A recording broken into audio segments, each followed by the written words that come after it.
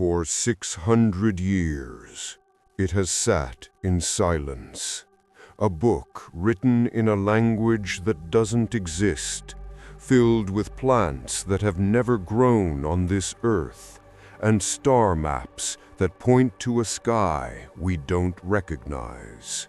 Cryptographers, linguists, even the greatest code breakers of World War II, they all tried, and they all failed.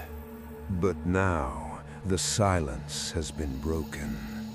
In 2026, a specialized AI model didn't just scan the pages, it began to speak back. The question is, are we finally ready to hear what it has to say? Or was this book encrypted for a reason? Welcome to Grim Lore. Today, we step into the shadow of the world's most mysterious manuscript, the Voynich. 240 pages of vellum. Carbon dating places its creation in the early 15th century, the dying days of the Middle Ages. But the when is the only question we have answered. The what, the who, and the why remain terrifyingly blank. Look closely at the script. It isn't jagged or crude. It flows. It has structure. It follows linguistic rules that we can recognize but cannot comprehend. It's called Voynich, a placeholder name for a ghost language. Whoever wrote this didn't just invent a code. They may have invented an entire reality. If the text is a locked door, the illustrations are the nightmares waiting on the other side. The manuscript is heavily illustrated, divided into sections that should be familiar to science, yet they are profoundly wrong. There is a vast herbal section, but try to find these plants in your garden, you won't.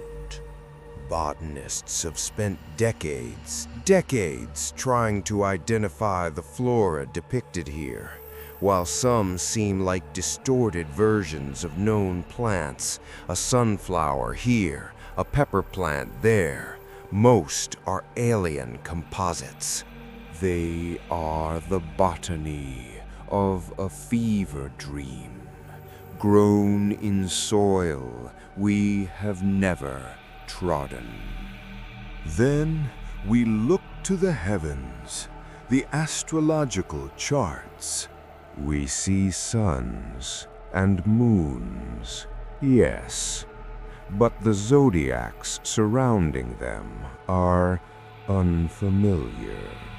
Are these maps of a sky seen from a different hemisphere, a different time, or perhaps a different world entirely?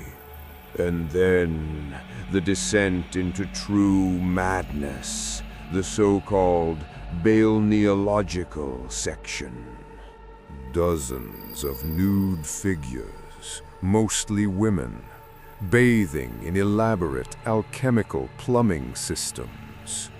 Are they healing? Are they being transformed? Are they batteries for some arcane machine? Their faces are blank circles, devoid of emotion, trapped forever in these green, fluid-filled purgatories. For centuries, this book has circulated through the hands of emperors, wizards, and charlatans. The Holy Roman Emperor Rudolph II bought it for a fortune, believing it to be the work of Roger Bacon. The Elizabethan magus John Dee may have owned it. They all failed to read it.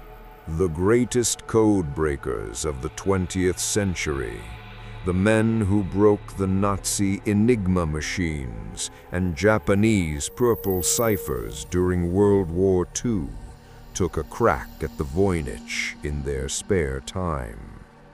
The book defeated them all without yielding a single syllable. We thought the digital age would save us.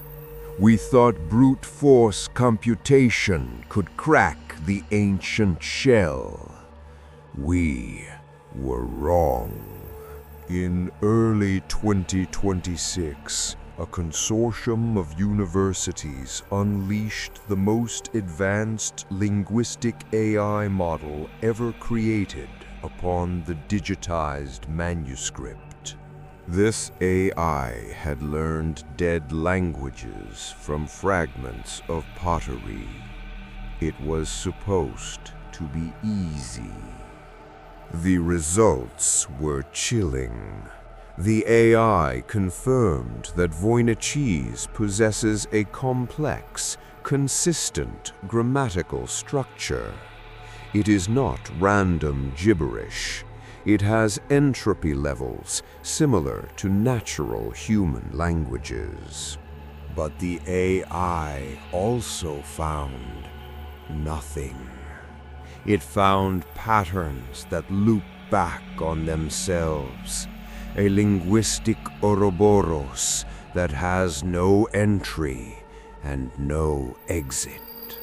The AI didn't solve the puzzle. It merely confirmed the horrifying depth of the maze. So we are left with two primary theories, each darker than the other. The first, it is a hoax, a grand, meticulously constructed piece of medieval madness created by a genius sociopath to defraud a gullible king. If so, it is a masterpiece of meaningless noise, a lifetime spent creating a void. The second theory, it means something.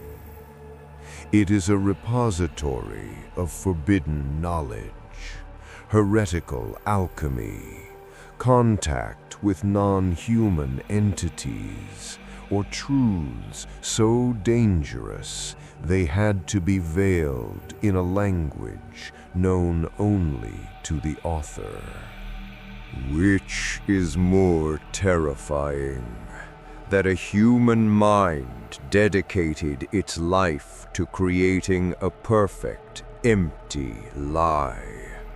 Or that the truth is staring us in the face, and we are simply too primitive to understand it? The Voynich Manuscript sits today in the Beinecke Rare Book and Manuscript Library at Yale University. It sits under glass, temperature controlled, silent. It waits. 600 years of silence. Perhaps some books are not meant to be opened. Perhaps some doors should remain locked, because once you read the words, you cannot unread them.